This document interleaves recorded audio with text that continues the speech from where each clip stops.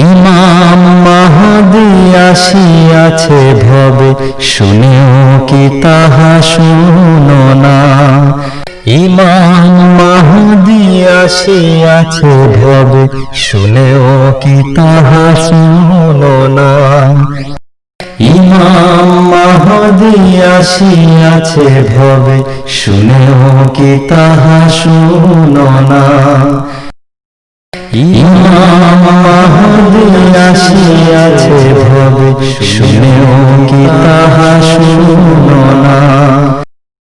ইমাম মাহদী আসিয়াছে ভবে, শুনেও কি তাহা শুনো না।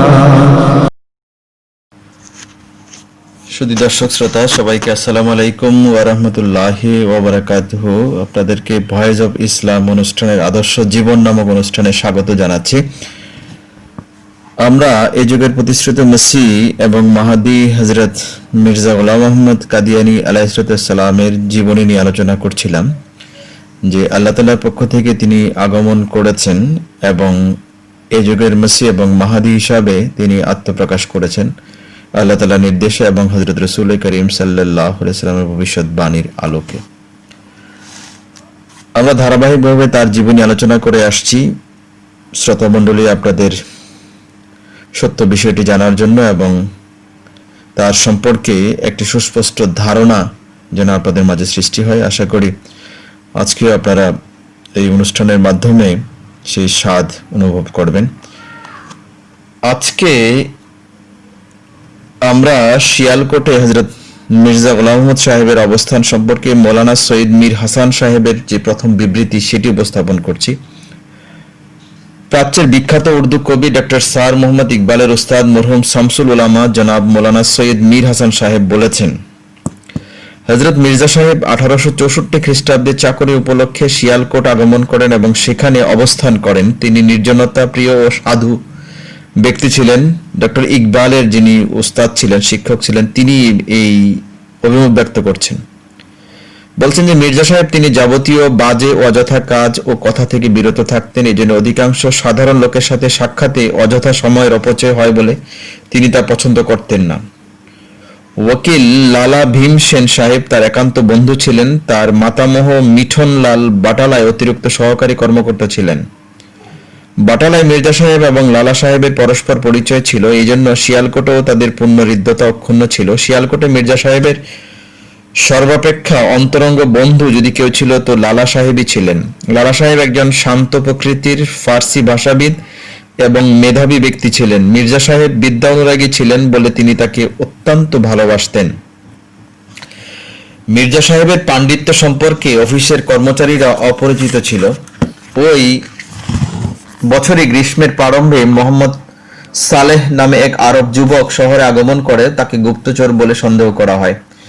ডিপটি কমিশনার হরিকসন সাহেব, পরে তিনি রাওয়ালপিন্ডি বিভাগের কমিশনার হয়েছিলেন, তার আদালতে মোহাম্মদ সালেহকে জিজ্ঞাসাবাদ করার উদ্দেশ্যে তলব করেন। দোভাষীর প্রয়োজন হলো।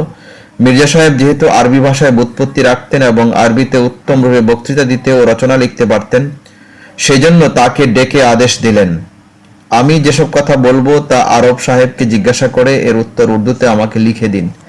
মির্জা সাহেব এই কাজ যথাযোগ্যভাবে সম্পাদন করেন। তখন তার যোগ্যতা লোক সম্মুখে প্রতিভাত হলো, অর্থাৎ তিনি যে আরবি ভাষায়ও পারদর্শী ছিলেন এই বিষয়টি তখন পরিষ্কার হয়। সেই সময়ই মৌলভী এলাহি বক্স সাহেবের প্রচেষ্টায় যিনি শিক্ষা প্রতিষ্ঠানগুলোর চিফ মুহাররার ছিলেন, বর্তমানে এই পদের নাম স্কুলগুলোর জেলা ইন্সপেক্টর, কাচারের কেরানিদের ইংরেজি শিক্ষার জন্য একটি নৈশ বিদ্যালয় স্থাপিত হয়। পেনশনভোগী ডাক্তার মীর শাহ সাহেব অধ্যাপক নিযুক্ত হন। মির্জা সাহেবও ইংরেজি শিক্ষা শুরু করেন এবং দু একটি ইংরেজি পুস্তক পাঠ করেন। তখন ধর্ম আলোচনায় মির্জা সাহেবের প্রগাঢ় অনুরাগ ছিল। পাদ্রী সাহেবদের সাথে প্রায়ই তার আলোচনা হতো। এক দেশীয় খ্রিস্টান পাদ্রী আলাইশা সাহেবের সাথে তার বিতর্ক হয়েছিল। পাদ্রী সাহেব হাজিপুরার দক্ষিণ দিকে একটি কুঠিতে বাস করতেন। পাদ্রী সাহেব বললেন যে খ্রিস্টান ধর্ম গ্রহণ করা ব্যতীত মুক্তি সম্ভবপর নয়। মির্জা সাহেব বললেন যে খ্রিস্টান ধর্ম গ্রহণ করা ব্যতীত মুক্তি সম্ভবপর নয়। পাদ্রী সাহেব বললেন যে খ্রিস্টান ধর্ম গ্রহণ করা ব্যতীত মুক্তি সম্ভবপর নয়। মির্জা সাহেব মুক্তির অর্থ জিজ্ঞাসা করলেন সে পাদ্রী সাহেবকে, যে আপনি যে দাবি করছেন আপনি বলেন যে মুক্তির অর্থ কি, এবং বিস্তারিত ব্যাখ্যা চাইলেন। পাদ্রী সাহেব কোনো বিস্তারিত ব্যাখ্যা দিলেন না। তর্ক থেকে এই বলে নিবৃত্ত হলেন যে তিনি কোনো প্রকার যুক্তিবিদ্যা পাঠ করেননি। অর্থাৎ সেই পাদ্রী সাহেব এই কথা যখন বলেছেন, হযরত মসিহ মাউদ আলাইহিসসালাম, যাকে আল্লাহ তাআলা এই যুগে ইসলামকে সঞ্জীবিত করার জন্য পাঠিয়েছেন, তিনি সে পাদ্রী সাহেবকে জিজ্ঞাসা করলেন যে মুক্তির অর্থ কি, এর বিস্তারিত ব্যাখ্যা দিন। পাদ্রী সাহেব এর কোনো সদুত্তর না দিতে পেরে সেখান থেকে তিনি পালিয়ে যান। পাদ্রী বাটলার সাহেব এম এ একজন বড় বিজ্ঞ ব্যক্তি ও দার্শনিক ছিলেন। মির্জা সাহেবের সাথে তার বহুবার ধর্মালোচনা হয়। তিনি গোহদপুর গ্রামের পাশে বাস করতেন। একবার পাদ্রী সাহেব বললেন যে মসিহ বিনা পিতায় জন্মগ্রহণ করার মধ্যেই রহস্য নিহিত ছিল যে তিনি কুমারী মরিয়মের গর্ভে জন্ম হওয়ায় আদমের পাপের উত্তরাধিকার থেকে মুক্ত ছিলেন, কারণ আদম পাপী ছিলেন। মির্জা সাহেব অর্থাৎ হযরত মির্জা গোলাম আহমদ সাহেব বললেন, মরিয়মও আদমেরই বংশধর, সুতরাং আদমের উত্তরাধিকার থেকে মুক্ত হওয়ার অর্থ কি? অধিকন্ত স্ত্রীলোকই আদমকে কুমন্ত্রণা প্রদান করে, ফলে আদম নিষিদ্ধ বৃক্ষের ফল খেয়ে পাপী হয়েছিলেন। সুতরাং মসির জন্ম সংস্রব থেকেও মুক্ত থাকা উচিত ছিল। এতে পাদ্রী সাহেব নিরুত্তর রইলেন। পাদ্রী বাটলার সাহেব মির্জা সাহেবকে অত্যন্ত সম্মান করতেন, তার সাথে অত্যন্ত শ্রদ্ধার সাথে কথাবার্তা বলতেন। মির্জা সাহেবের প্রতি পাদ্রী সাহেবের অত্যন্ত ভালোবাসা ছিল। পাদ্রী সাহেব বিলাত প্রত্যাগমনের সময় মির্জা সাহেবের সাথে সাক্ষাতের জন্য আদালতে আসেন। ডিপটি কমিশনার সাহেব পাদ্রী সাহেবের আগমনের উদ্দেশ্য সম্বন্ধে জিজ্ঞাসা করলেন। পাদ্রী সাহেব উত্তরে বললেন, মির্জা সাহেবের সাথে সাক্ষাৎকারের জন্য তিনি আগমন করেছেন। তিনি দেশে চলে যাচ্ছেন, তাই মির্জা সাহেবের সাথে শেষ সাক্ষাৎ করবেন। এই জন্য তিনি মির্জা সাহেব যেখানে বসেছিলেন সেখানে গিয়ে মেঝের উপর বসলেন এবং হযরত আকদাসের সাথে সাক্ষাৎ করে বিদায় হলেন। মির্জা সাহেব পাদ্রীদের সাথে তর্ক করতে বিশেষভাবে পছন্দ করতেন বলে জলন্ধরের মুরাদ বেগ, যিনি নিজের ছদ্মনাম প্রথমে শেকাস্তা এবং পরে মোহাহেদ রাখেন, মির্জা সাহেবকে বললেন যে সৈয়দ আহমদ খান সাহেব তৌরাত ও ইঞ্জিলের ভাষ্য লিখেছেন, আপনি তার সাথে পত্রালাপ করলে অনেক সাহায্য পাবেন। ফলে মির্জা সাহেব স্যার সৈয়দকে আরবিতে পত্র লিখেন। আদালতের কেরানিদের মধ্যে অফিসের ভূতপূর্ব মুহাফেজ শেখ আল্লাদাদ সাহেব মরহুমের সাথে তার অত্যন্ত প্রীতি এবং অকৃত্রিম প্রগাঢ় ভালোবাসা ছিল। শহরের প্রাচীনদের মধ্যে মৌলভী মাহবুব আলী সাহেবের সাথে মির্জা সাহেবের আন্তরিক প্রীতির সম্পর্ক ছিল। মৌলভী সাহেব একজন নির্জনবাসী, সদা উপাসনারত, অত্যন্ত সাধু ও নকশবন্দি তরিকার একজন সুফি ছিলেন। যে বৈঠকখানায় মির্জা সাহেব দলিল লেখক হাকিম মনসব আলীর সাথে একত্রে বাস করতেন তা বাজারের উপর ছিল এবং হাকিম হুসামউদ্দিন সাহেব মরহুমের ঔষধালয় খুব কাছে ছিল। এই ঔষধালয়ে হাকিম সাহেবের ঔষধ প্রস্তুতের উপকরণ থাকতো, এখানে ওষুধ বিক্রি হতো এবং এটাই তার চিকিৎসালয় ছিল। এই কারণে হাকিম সাহেব এবং মির্জা সাহেবের মধ্যে পরিচয় ঘটে। হাকিম সাহেব মির্জা সাহেবের কাছে কানুনচা এবং মজেজের কিছু অংশ অধ্যয়ন করেন, অর্থাৎ এটা হেকিমি কিছু চিকিৎসার বিষয় ছিল যা তিনি মির্জা সাহেবের কাছে শিখেন। মির্জা গোলাম আহমদ সাহেব তিনি কখনোই চাকরি পছন্দ করতেন না। এই জন্য তিনি মুক্তারি পরীক্ষার জন্য প্রস্তুতি শুরু করেন এবং আইনের পুস্তকাদি পাঠ করতে লাগলেন, কিন্তু পরীক্ষায় সফলতা লাভ করতে পারলেন না। কি প্রকারেই বা তা করতে পারতেন? পার্থিব কাজের জন্য তো তার জন্ম হয়নি। বস্তুত বিধাতা প্রত্যেক মানুষকে বিশেষ কাজের জন্য সৃষ্টি করে, অর্থাৎ তিনি তো জাগতিক কোনো চাকরি বাকরির জন্য বা এই জন্য তার জন্ম হয়নি, তো এই কারণে তিনি সেটাতে পাশ করতে করেননি। ওই সময় পাঞ্জাব ইউনিভার্সিটি নতুন প্রতিষ্ঠিত হয়, সেখানে আরবি অধ্যাপকের প্রয়োজন ছিল। মাসিক বেতন 100 টাকা। আমি তার খেদমতে আরজ করলাম যে আপনি দরখাস্ত দিন, আরবি ভাষায় আপনার বুৎপত্তি আছে, আমি নিশ্চিত আপনি এই পদে নিযুক্ত হবেন। তিনি বললেন যে আমি অধ্যাপনা পছন্দ করি না। অনেকে জ্ঞান অর্জনের পর বহু দুষ্কর্ম করে এবং বিদ্যাকে অবৈধ কাজের বলছেন যে জ্ঞান অর্জনের পর বহু দুষ্কর্ম করে এবং বিদ্যাকে অবৈধ কাজের উপায় এবং অস্ত্ররূপে ব্যবহার করে। আমি এই আয়াতে বর্ণিত সতর্ক বাণীকে অত্যন্ত ভয় করি। আল্লাহ তাআলা বলেছেন যে ওয়াহশুরুল্লাযিনা যালামু ওয়া আজওয়াজাহুম। এই উত্তর থেকে বোঝা যায় যে তিনি কত সাধুপ্রাণ, অর্থাৎ মির্জা সাহেব কত সাধুপ্রাণ মানুষ ছিলেন। একবার কেউ একজন জিজ্ঞাসা করেছিল নবীদের স্বপ্নদোষ হয় না কেন? তিনি বললেন, নবীদের জাগ্রত এবং নিদ্রিত উভয় অবস্থায় কেবলমাত্র পবিত্র চিন্তাই থাকে, নাপাক চিন্তা তাদের হৃদয়ে স্থান পায় না, এই জন্য তাদের নিদ্রাতেও স্বপ্নদোষ হয় না। এটি একটি গুরুত্বপূর্ণ বিষয় যে নবীদের স্বপ্নদোষ হয় না। এর মানে হলো এই যে তারা সর্বদা জাগ্রত অবস্থায় পবিত্র থাকেন এবং যখন ঘুমন্ত অবস্থায় থাকেন তখনও তারা পবিত্র অবস্থায় নিদ্রায় যান। একবার পোশাক সম্বন্ধে আলোচনা চলে, কেউ বলল খুব চওড়া মুহুরিদের ঢিলা পায়জামা ভালো। মির্জা সাহেব বললেন যে লজ্জাস্থান আবরণের জন্য সংকীর্ণ মোহরিযুক্ত পায়জামা অতি উত্তম, এতে অধিক পর্দা হয়, কারণ এই দিয়ে জমিন থেকেও পর্দা করা যায়। সবাই এই অভিমত খুবই পছন্দ করলো। অবশেষে মির্জা সাহেব চাকরিতে বীতশ্রদ্ধ হয়ে 1868 সালে পদত্যাগ করে এখান থেকে চলে যান। 1877 সালে একবার তিনি আসেন এবং লালা ভীম সেনের বাড়িতে অবস্থান করেন। নিমন্ত্রণ উপলক্ষে তিনি হাকিম মীর হুসামুদ্দিন সাহেবের বাড়িতে যান। এই বছরে স্যার সৈয়দ আহমদ খান গোফেরালাহু তাকে ক্ষমা করা হোক কোরআন শরীফের তফসির প্রণয়ন শুরু করেন। 3 রুকুর তফসির আমার কাছে পৌঁছালো যখন আমি এবং শেখ আল্লাদাত সাহেব মির্জা সাহেবের মোলাকাতের জন্য লালা ভীম সেন সাহেবের বাড়িতে যাই। তখন কথা প্রসঙ্গে স্যার সৈয়দ সাহেবের সম্বন্ধে আলোচনা হয়। ইতিমধ্যে তফসির নিয়ে আলোচনা শুরু হয়। আমি বললাম যে 3 রুকুর তফসির আমার হাতে পৌঁছেছে, এতে অর্থাৎ তফসিরে দোয়া এবং ওহী অবতরণের বিষয়ে বিতর্ক করা হয়েছে। মির্জা সাহেব বললেন, আগামীকাল আপনি আসার সময় তফসির সহ আসবেন। পরের দিন যখন সেখানে গেলাম তখন তফসিরের উভয় স্থানই তিনি শুনলেন। তিনি সন্তুষ্ট হলেন না এবং তফসির পছন্দ করলেন না। লেখক মীর হাসান। মৌলানা সৈয়দ মীর হাসান সাহেবের তিনি হযরত মসিহ মাউদ ইমাম মাহাদি, যিনি এই যুগের প্রতিশ্রুত মসিহ এবং মাহাদি, তার সম্পর্কে দ্বিতীয় বিবৃতি প্রদান করছেন। বলে রাখে যে ইনি সেই ব্যক্তি যিনি ডক্টর ইকবাল সাহেবের যিনি উস্তাদ ছিলেন। হযরত মির্জা সাহেব প্রথমে কাশ্মীরি মহল্লায় অধমের গরিবখানার খুব কাছেই উমরা নামক এক কাশ্মীরির বাড়ি ভাড়া নিয়ে বসবাস করতেন। আদালত থেকে এসে কোরআন শরীফ পাঠে নিমগ্ন হতেন। সাক্ষী দিচ্ছেন যে আদালত থেকে এসে কোরআন শরীফ পাঠে নিমগ্ন হতেন। বসে, দাঁড়িয়ে এবং পায়চারি করতে করতে তেলাওয়াত করতে থাকতেন এবং খুব কাঁদতেন তেলাওয়াত করার সময়। এরূপ ভয় ও ভক্তি সহকারে পাঠ করতেন যার কোনো তুলনা নেই। তদানীন্তন প্রথা অনুসারে সাক্ষাৎ প্রার্থী ব্যক্তিগণ কর্মকর্তাদের কাছে যেভাবে উপস্থিত হতেন, তার সাক্ষাৎ প্রার্থীরাও তার খেদমতে সেভাবে উপস্থিত হতেন। উল্লেখিত বাড়ির মালিক উমরার বড় ভাই ফজলদ্দিন সাহেব মহল্লার একজন প্রতাপশালী লোক ছিলেন। তিনি তাকে ডেকে বলতেন, মিয়া ফজলদ্দিন, তাদেরকে বুঝিয়ে বলে দিন এখানে এসে তাদের এবং আমার সময় নষ্ট না করেন।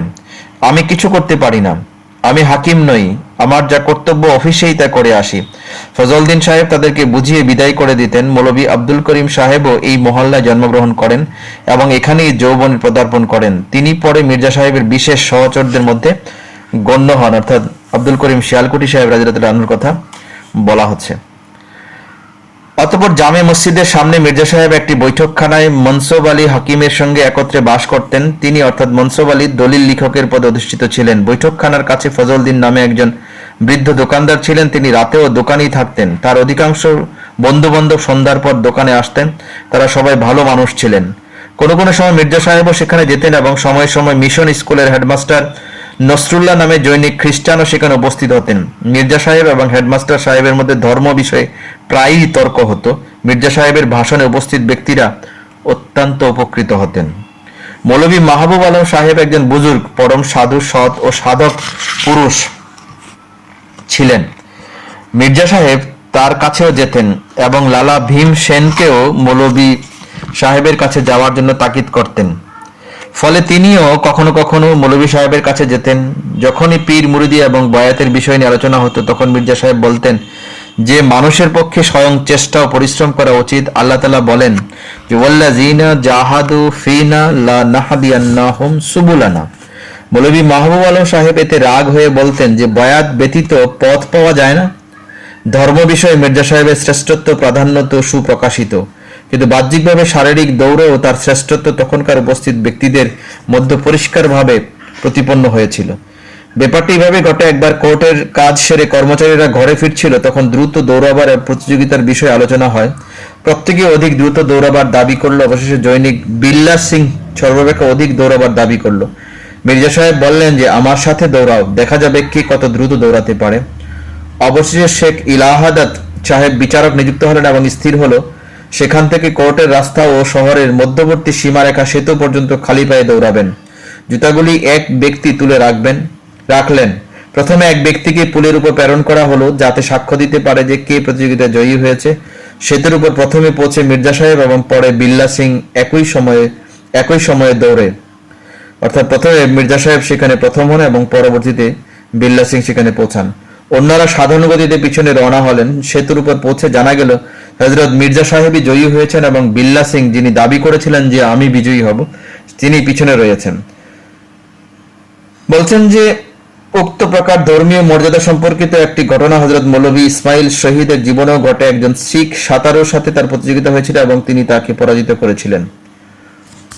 হযরত মসিহ মাউদ ইমাম মাহদী আসলাম সম্পর্কে মুন্সি সিরাজউদ্দিন সাহেবের সাক্ষ্য। জমিদার পত্রিকার সম্পাদক প্রসিদ্ধ মুসলমান নেতা মৌলভী জাফর আলী খাঁ সাহেবের শ্রদ্ধেয় পিতা মুন্সি সিরাজউদ্দিন সাহেব মরহুম লিখেছেন, মির্জা গোলাম মোহাম্মদ সাহেব সম্ভবত 1860 অথবা 61 খ্রিস্টাব্দে শিয়ালকোটে জেলায় মুহাররার ছিলেন।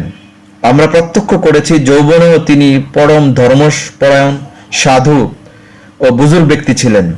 অফিসের কাজকর্মের পর তার সব সময় ধর্ম অনুশীলনে অতিবাহিত হতো এবং সর্বসাধারণের সাথে অল্পই মেলামেশা করতেন।